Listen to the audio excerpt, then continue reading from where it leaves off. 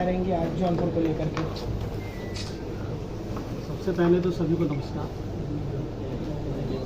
जनपद जौनपुर उत्तर प्रदेश के एक महत्वपूर्ण जनपदों में से एक है और उसकी सांस्कृतिक, ऐतिहासिक और विशेष रूप से शिक्षा के क्षेत्र में जो उपलब्धि है वो अत्यंत प्रतिष्ठित और सराहनीय है। और मुझे यहाँ पर आने का मौका मिला तो निश्चित रूप से मैं जो उत्तर प्रदेश सरकार की और केंद्र सरकार की महत्वपूर्ण योजनाएं हैं उनको यथार्थ के धरातल पर लाकर क्रियान्वित करने का प्रयास करूँगा।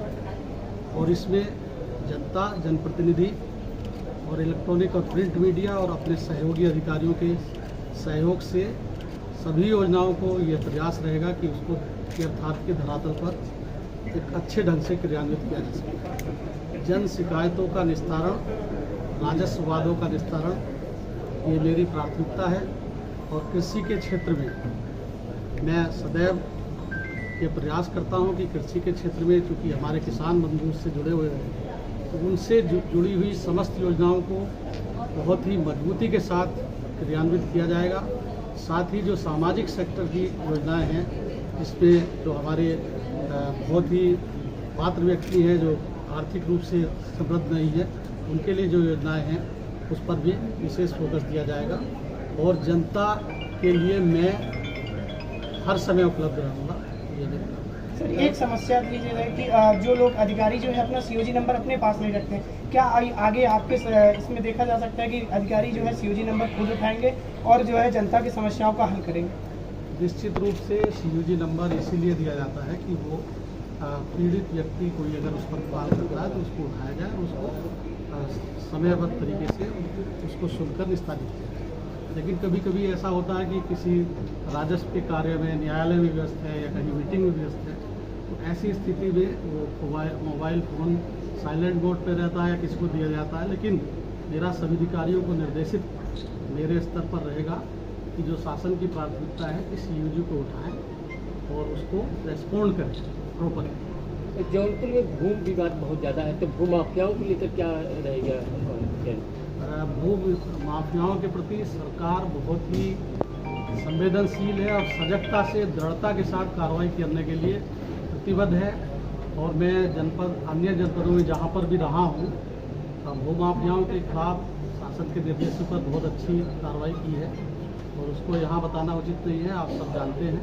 तो जो भी भूमाफिया होगा यदि वह चिन्हित होगा तो उस पर दृढ़ से दृढ़ कार्रवाई की जाए, कठोर से कठोर। प्रमुख प्रायोरिटी आपकी क्या होगी जनपद के लिए? जनपद के लिए मैंने जैसा पहले बताया, सबसे पहले जन शिकायतों का निस्तारण, किसानों की समस्याओं का निस्तारण, राजस्व वादों का निस्तारण और सोशल सेक्टर की जितनी योजनाएं हैं, पेंशन इत्यादि, जिसमें हमारे गरीब और पिछड़े वर्ग के लोग जो आर्थिक रूप से समृद्ध नहीं है उनके लिए योजनाएं हैं, उस पर विशेष।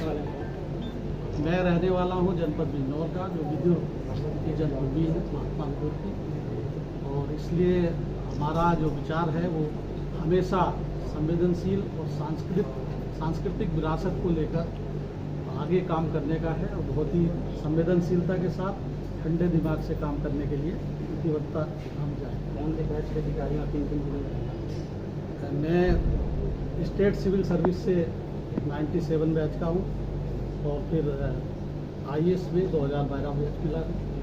बहुत महत्वपूर्ण जनपदों में मैं रह चुका हूँ PCS की, जैसे हरिद्वार, मुरादाबाद, सहारनपुर, मेरठ, गाजियाबाद, अलीगढ़ और इलाहाबाद, गोरखपुर। जिलाधिकारी के रूप में कानपुर देहात, बहराइच, सहारनपुर और ये।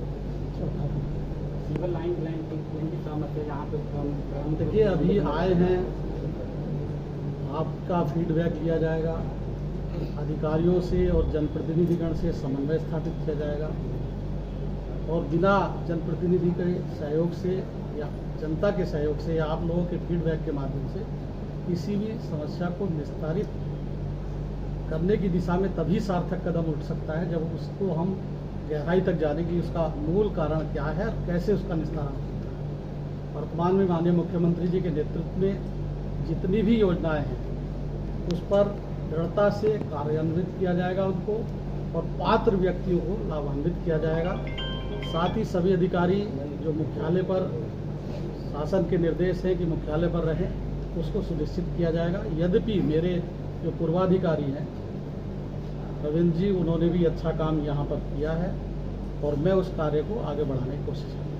सर IGRS हो चाहे तहसील दिवस, थाना दिवस पर कागजी कोरम पूरा देता, जनता जो परेशान होती है थाने पे आती है, तहसील पे आती है, सुनवाई नहीं होती, इसको कैसे टेकल करेंगे?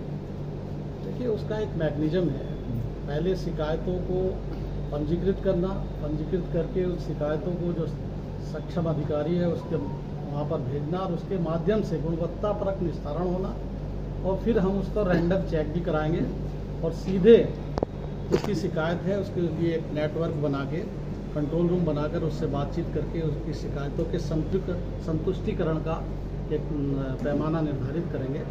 यद्यपि आप जानते हैं कि राजस्व से जुड़ी हुई समस्याएं ऐसी होती है कि एक व्यक्ति जो पीड़ित होता है, जब उसको लाभ मिलता है तो वो संतुष्ट होता है, और जिसका ज़मीन इधर उधर होती है वो असंतुष्ट होता है। लेकिन हमारा जो दायित्व रहेगा कि जो उचित है उसको न्याय